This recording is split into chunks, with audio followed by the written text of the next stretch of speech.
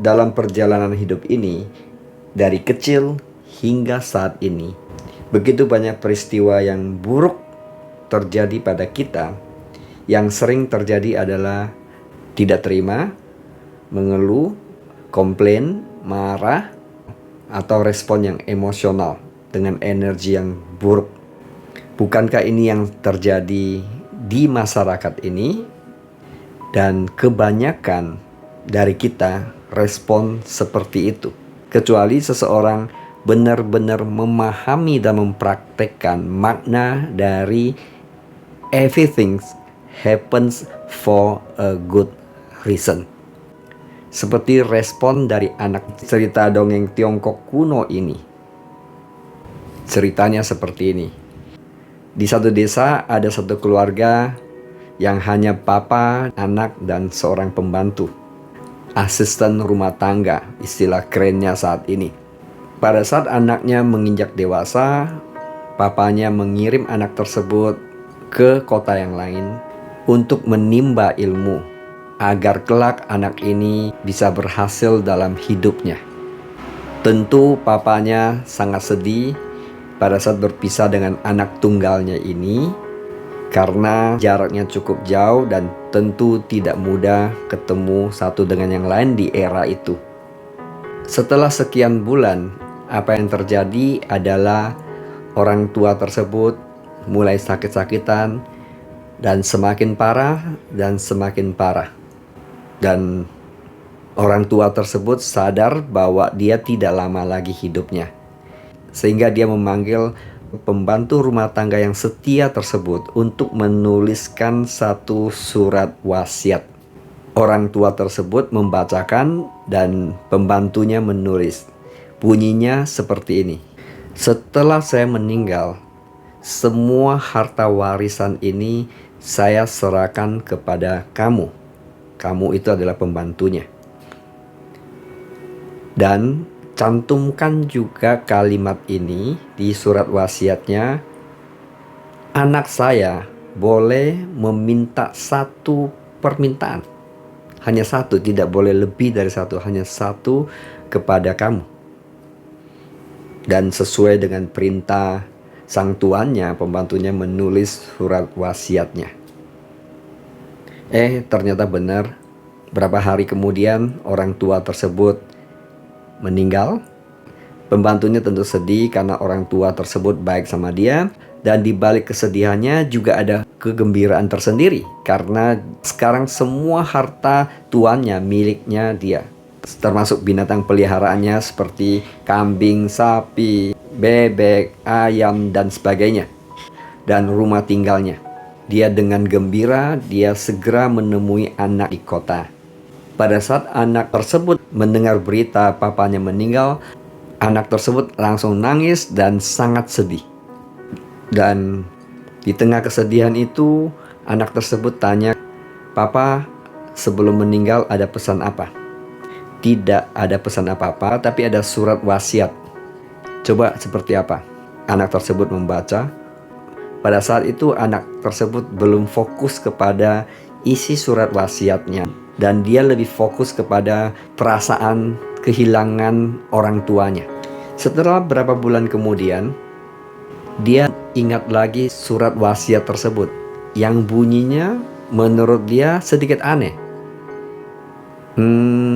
Dia pikir, kok bisa begitu ya? Papa saya kok nggak sayang sama saya? Apa salah saya? Bukankah selama ini saya setia, saya anak yang baik, saya anak yang taat, saya sangat mencintai papa saya sangat mencintai saya, tapi sekarang kok sepertinya nggak fair. Kok semua warisannya diserahkan kepada pembantu, bukan kepada anak yang tunggal ini? Dia mulai komplain, dia mulai marah, seperti respon pada umumnya. Ini berita buruk, selain orang tua saya meninggal, dan saya tidak dapat harta apapun. Di tengah galaunya dia, kemudian terlintas di pikiran, kenapa saya tidak sampaikan unek-unek saya ini kepada guru yang bijak saya. Jadi di sekolahnya ada seorang guru yang sangat bijak. Anak tersebut kemudian datang ke gurunya. "Guru, papa saya tidak adil. kenapa saya begitu setia, begitu sayang sama papa saya, tapi saya tidak diwariskan apa-apa. Kemudian gurunya bilang, ada apa nak? Dia pun menceritakan isi dari surat wasiat tersebut. Coba lihat, seperti itu. Semua harta kekayaan orang tua saya diwariskan kepada pembantu. Mana keadilan? Ini nggak fair, ini nggak benar. Papa saya nggak benar. Kemudian sang guru berkomentar seperti ini. Nak, coba simak baik-baik isi surat wasiat tersebut. Iya, saya sudah baca, guru. Semua harta diwariskan kepada pembantu papa saya. Oh ya? Bukankah di surat wasiat itu juga ada satu lagi klause yang bunyinya adalah anak saya boleh minta satu permintaan kepada kamu, itu pada pembantunya, bukan? Ya guru. Kemudian sang gurunya ngomong kepada anak tersebut, kalau gitu kamu pulang ke desamu dan ketemu dengan pembantu papamu dan kasih tahu dia bahwa saya mau follow up surat wasiat tersebut. Dan kan satu aja permintaan kamu. Permintaannya sederhana, satu aja kepada pembantu papamu. Mintanya seperti ini.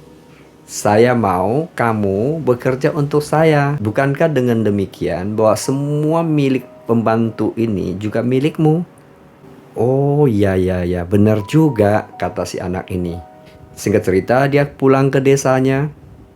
Dia ketemu dengan pembantu papanya sesuai dengan saran dan nasihat dari guru yang bijak tersebut.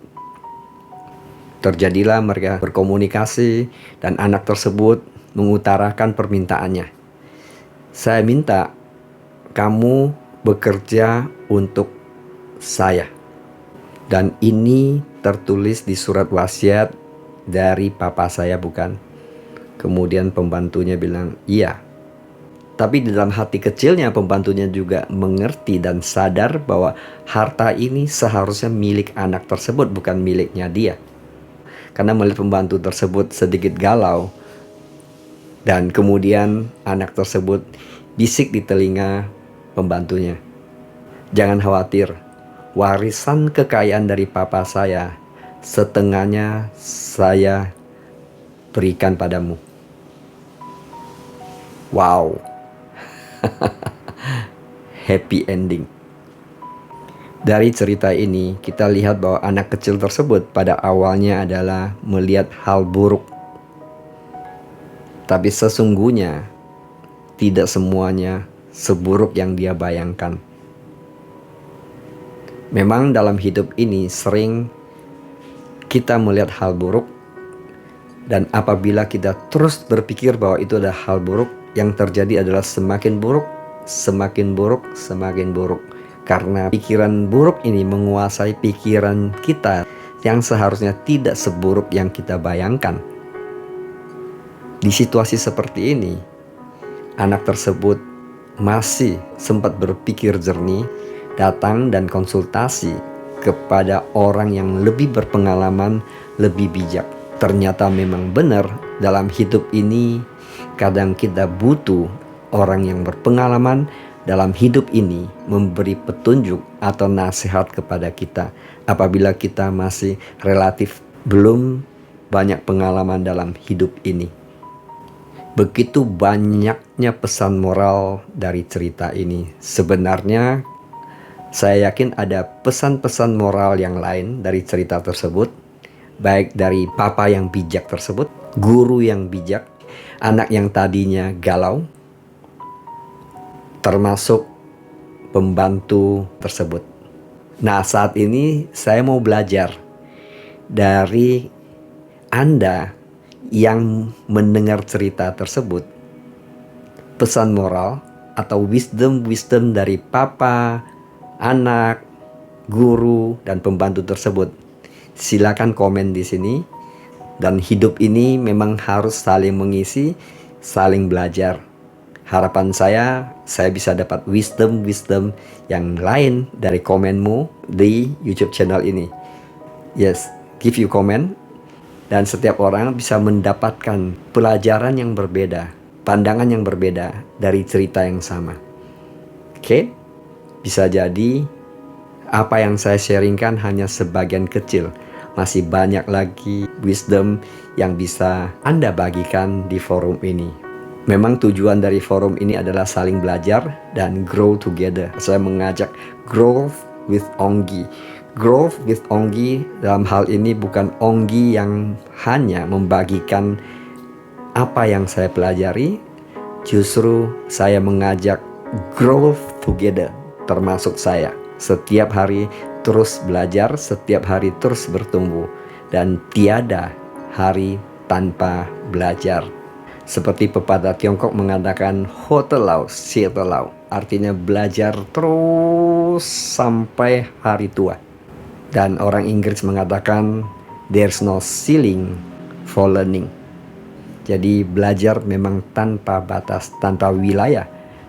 Bahkan Nabi Muhammad mengatakan belajarlah ke negeri Tiongkok. Thank you for watching. Bye.